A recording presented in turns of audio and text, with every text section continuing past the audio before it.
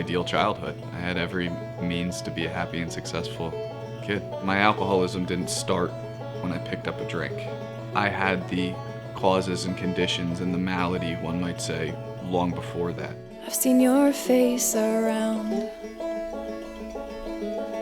Why is it so hard for us to leave our hometowns? But I remember thinking, this is how everyone else feels all the time. This is it. If I can just feel this way forever, I'm gonna be okay. You know, once that took hold in my mind, that's when things really started to change for me.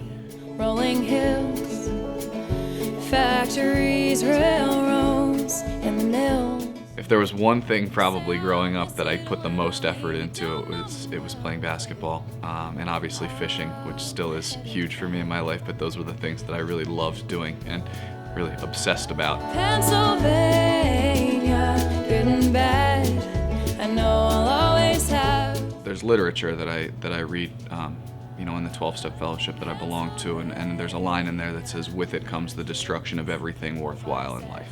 Sometimes I'll slip into, man, what I wouldn't do to go back and, you know, play another game with those guys and stuff like that. And I was just willing to let them down, let my coaches down, let my family down, and there was no second thought about it. By that point, once the prescription painkillers really got the hooks in me, I was done it. In Middle Tennessee, I broke my heart north of the Rockies, and I learned some things, and I took them with me. You get good at protecting it. You know, I wasn't hiding it, I was protecting it. Really, I was protecting it from anybody else taking it from me. You do what you can to keep people from getting in the way. Basically, the resources and the money kind of ran out, and I was introduced to heroin by somebody totally different. And I realized, wow, this is cheap. It's about 10% of what I was paying to get high will get me high now. I didn't last very long once I moved on to heroin. You know, that really progresses and expedites the whole process pretty quickly. Good and bad, I know I'll always have. I'm not gonna sit here and be like I was dying for help. I wasn't. I was dying to get high. That's what I wanted to do. I did tell myself, and I think I was honest, like, all right, I need to stop doing this.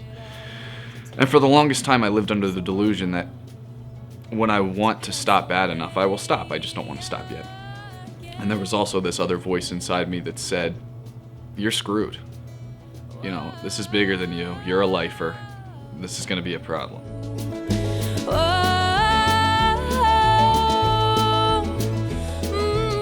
I came to it, Caron, and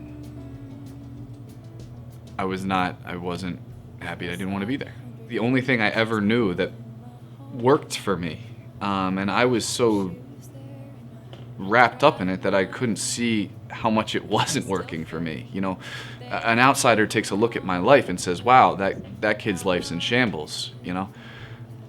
To me, I didn't see it that way. I wasn't able to see it that way. Pennsylvania, good and bad. He pretty much broke me, which was important. I needed to be broken. You know, you'll hear people say, this is like brainwashing and stuff like that. Well, my brain needed a washing. Like, my brain was, you know, filthy, cluttered, and just everything was insane.